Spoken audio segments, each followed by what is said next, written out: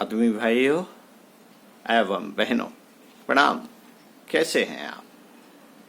आशा है अच्छे ही होंगे और स्वस्थ होंगे, सानंद होंगे, समय का सही सदुपयोग कर रहे होंगे, व्यस्त होंगे, मस्त होंगे। इसी मस्ती के क्रम में आपको मैं अनिल कुमार श्रीवास्तव आपको अपनी आवाज में प्रज्ञा लघु पुस्तक माला 38 निश्चित फलदायी जीवन साधना, लेखक पंडित श्री राम शर्मा आचार्य, अपनी आवाज में पढ़कर सुनाता। आइए सुनते हैं। साथियों, दार्शनिक दृष्टि से देखें या वैज्ञानिक दृष्टि से, मानव जीवन को एक अमूल्य संपदा के रूप में ही स्वीकार किया जाता है। शारीरिक, मानसिक एवं आत्मिक क्षेत्र में ऐसी अद्भुत क्षमताएं भरी पड़ी हैं कि सामान्य बुद्धि से उनकी कल्पना भी नहीं की जा सकती। यदि उन्हें विकसित करने की विधा अपनाई जा सके तथा सदुपयोग की दृष्टि पाई जा सके तो जीवन में लौकिक एवं अलौकिक संपदाओं और विभूतियों के ढेर लग सकते हैं। मनुष्य को मानवोचित ही नहीं, देवोचित जीवन जी सकने योग्य साधन भी प्राप्त है। फिर भी उसे पशु तुल्य दीनहीन जीवन इसलिए जीना पड़ता है कि वह जीवन को परिपूर्ण सुडौल बनाने के लिए मूल तथ्यों पर न तो ध्यान ही देता है और न उसका अभ्यास ही करता है। जीवन को सही ढंग से जीने की कला जानना तथा कलात्मक ढंग से जीवन जीने को जीवन जीने की कला कहते हैं। इस प्रकार कलात्मक जीवन जीते हुए मनुष्य जीवन के श्रेष्ठतम लक्ष्य तक पहुंचने के लिए अनेक सद्गुणों का विकास करना होता है। अपने अंदर अनेक दोषों का शोधन तथा अनेक सद्गुण सत् प्रवृत्तियों एवं क्षमताओं का विकास करना होता है। उन्हें विकसित और सुनियोजित करने की विधा ही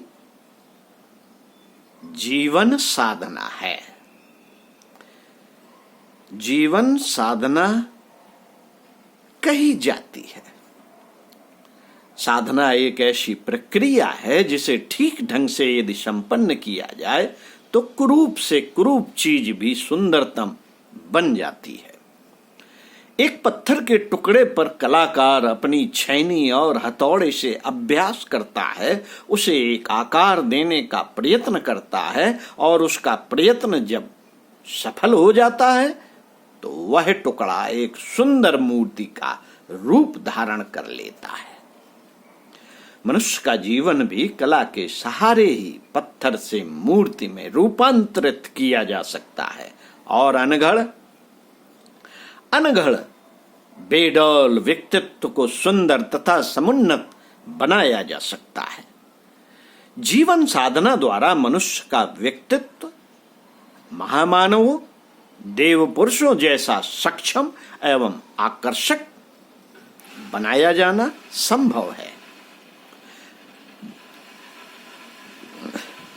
जीवन साधना आज की शोध का सबसे महत्वपूर्ण विषय है। अब पहले जैसी ना तो मनः स्थित है न परिस्थित। शाश्वत सिद्धांतों को आज के परिवेश में किस प्रकार व्यवहारिक बनाया जा सकता है, यह असाधारण एवं अद्भुत कार्य है।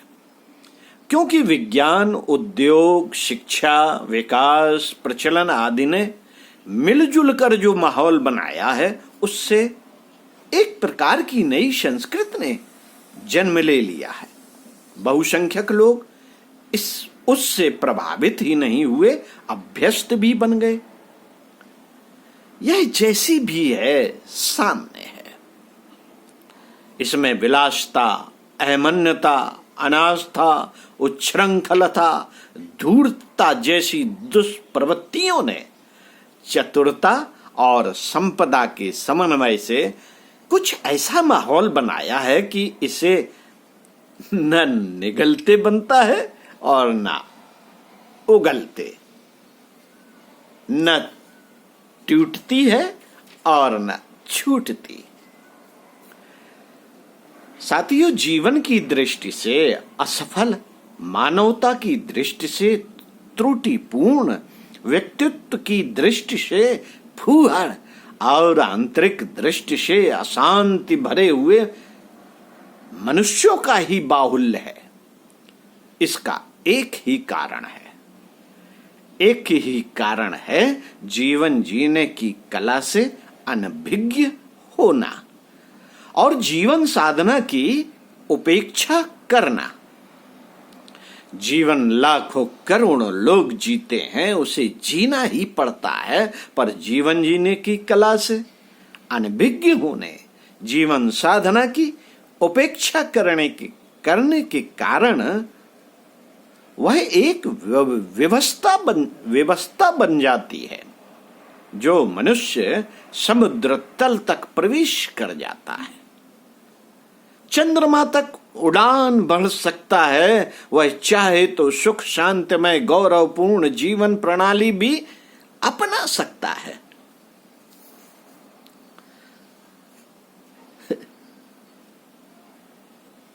समुद्र तल तक प्रवेश कर जाता है, वो चंद्रमा तक उड़ान भर सकता है, वह मनुष्य चाहे तो सुख शांतिमय गौरवपूर्ण जीवन प्रणाली भी अपना सकता है, जिसके आधार पर हर समस्या को सुलझाया और हर कठिनाई को हल किया जा सकता है। जीवन साधना है क्या? जीवन साधना का अर्थ है अपने अनघड़ व्यक्तित्व को सुगढ़ता प्रदान करना और उसे उपयोगी बनाना। प्रत्येक व्यक्ति में महान बनने की संभावना बीज रूप में विद्यमान है। प्रशिक्षण और अभ्यास द्वारा उसका विकास किया जा सकता है। जीवन साधना में जीवन साधक को चतुर्विध प्रक्रिया संपन्न करनी पड़ती है। कौन कौन सी? पहला, जीवन के विकास में बाधक अवांछनीयताओं को ढूंढ निकालना, नोट कर लेना। दूसरा, कुसंस्कारों को परास्त करना, जो हमारी खराब आदतें हैं उनको लड़कर उठा के पटक देना। नंबर 3, जो सत प्रवृत्तियां अभी अपने स्वभाव में नहीं है उनका विकास करना। अच्छी आदतें जो हमारे स्वभाव में नहीं है, जल्दी नहीं उठ पाते हैं, ध्यान साधना, योग, एक्सरसाइज और सात्विक भोजन, सादा जीवन, उच्च विचार जैसी जो अच्छी आदतें हैं उनको अपने स्वभाव में विकसित करना। नंबर 4, उपलब्धियों को प्रकाश दीप की तरह सुविस्तृत क्षेत्र में वितरित कर देना। जो हमने अच्छी बातें सीखी हैं, अच्छी चीजें कमाई हैं, उसे दीपक की तरह अपने चारों ओर बिखेर देना। इन 4 चरणों को आत्मचिंतन, आत्म सुधार, आत्म निर्माण और आत्म विकास के नाम से पुकारा जाता है। इसे याद रखना और इस पर कार्य करते रहना। इन 4 चरण को, चतुर्विधि साधनों को एक एक करके नहीं, समन्वित रूप से ही अपनाया जाना चाहिए। नंबर 1, आत्मचिंतन। आत्मचिंतन का अर्थ अपनी समीक्षा करना है। इसमें अपने आपके गुणों एवं दोषों को ढूंढ निकालने एवं वर्गीकृत करने के लिए प्रयत्न करना होता है। रोगी की स्थिति जानने के लिए उसके मल मूत्र ताप रक्त धड़कन आदि की जांच पड़ताल की जाती है और निदान करने के बाद ही सही उपचार बन पड़ता है। आत्मचिंतन आत्म समीक्षा का भी यही क्रम है। उसके लिए अपने आप से प्रश्न पूछने और उनके सही उत्तर ढूंढने की चेष्टा की जानी चाहिए। हम जिन दुष्प्रवृत्तियों के लिए दूसरों की निंदा करते हैं उनमें से कोई अपने स्वभाव में तो सम्मिलित नहीं है। जिन बातों के कारण हम दूसरों से घृणा करते हैं वे बातें अपने में तो नहीं है। जैसा व्यवहार हम दूसरों से अपने लिए नहीं चाहते वैसा व्यवहार हम ही दूसरों के साथ तो नहीं करते। जैसे उपदेश हम आए दिन दूसरों को करते हैं उनके अनुरूप हमारा आचरण है भी अथवा नहीं। जैसी प्रशंसा और प्रतिष्ठा हम चाहते हैं वैसी विशेषताएं हम में हैं या नहीं। इस तरह का सूक्ष्म आत्मनिरीक्षण एवं स्वयं व्यक्ति को करना चाहिए और अपनी कमियों को ढूंढ निकालना चाहिए। दूसरों के गुण अवगुण देखने में ही हर किसी की रुचि होती है और प्रत्येक व्यक्ति उसमें प्रवीण भी होता है।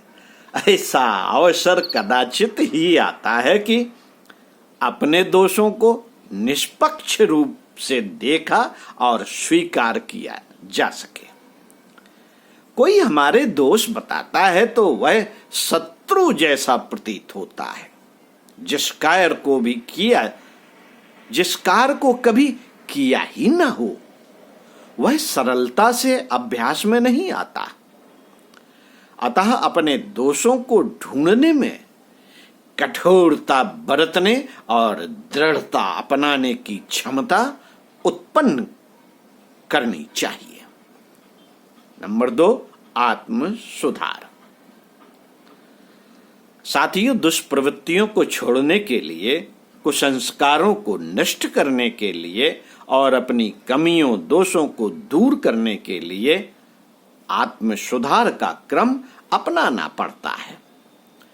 इसके लिए अभ्यास और विचार संघर्ष के 2 मोर्चे तैयार करने पड़ते हैं।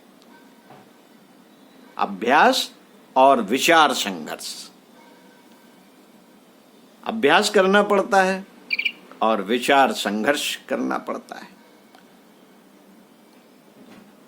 अभ्यस्त कुसंस्कारों की आदत तोड़ने के लिए जो कुसंस्कार बुरी आदतें अभ्यस्त हो गई हैं उनको तोड़ने के लिए बाह्य क्रियाकलापों पर नियंत्रण और उनकी जड़ें उखाड़ने के लिए विचार संघर्ष की पृष्ठभूमि बनानी चाहिए। पुराने अभ्यास को नए अभ्यास बनाकर तोड़ा जाए और कुसंस्कारों को विचार संघर्ष द्वारा नष्ट किया जाए। जैसे थल सेना लड़ती है और नभसेना से नभसेना मुकाबला करती है। यही नीति कुसंस्कारों के लिए भी अपनानी पड़ती है। जब उभरे, जो भी खराब बातें खराब आदतें जब भी उभरे उसी से संघर्ष किया जाए। बुरी आदतें जब उभरने के लिए मचल रही हों तो उसके स्थान पर उचित सत्कर्म ही करने का आग्रह खड़ा किया जाए और मनोबल पूर्वक अनुचित को दबाने तथा उचित को अपनाने का साहस किया जाए। मनोबल यदि दुर्बल होगा तो ही हारना पड़ेगा, अन्यथा सत्साहस जुटा लेने पर तो श्रेष्ठ की स्थापना ही मिलती है। इसके पहले छोटी छोटी बुरी आदतों से लड़ाई आरंभ करनी चाहिए। उन्हें जब हरा दिया जाएगा तो अधिक पुरानी और अधिक बड़ी दुष्प्रवृत्तियों को परास्त करने योग मनोबल भी जुटने लगेगा। गुरुदेव कहते थे कि विचारों की विचारों से काट। हमारे विचार किसी के प्रति यदि खराब आ रहे हैं तो अच्छे विचारों की सेना खड़ी करते हुए उन विचारों से लड़ पड़ा जाए। कामुकता के विचार आ रहे हैं तो हनुमान जी को आगे रख दिया जाए कि इन्होंने तो जीवन भर ब्रह्मचर्य का पालन किया, तो हम कैसे नहीं कर सकते। इस तरह से विचारों की प्रचारों से काट, ये काम गलत है, थोथा है, निर्लज्जता उत्पन्न करता है। किसी की जानकारी में आ जाएगा तो छीछा लेदर होगी। इस तरह के विचार यदि आ रहे हैं तो उनको अच्छे विचारों से काट दिया जाए तुरंत। विचारों की विचारों से काट, इसका अभ्यास करना पड़ता है। ये आत्म सुधार करने का सबसे बड़ा अमोघ अस्त्र है। तीसरा है आत्म निर्माण। जीवन साधना का तीसरा चरण आत्म निर्माण आपको अगले वीडियो में बताएंगे। ओम शांति।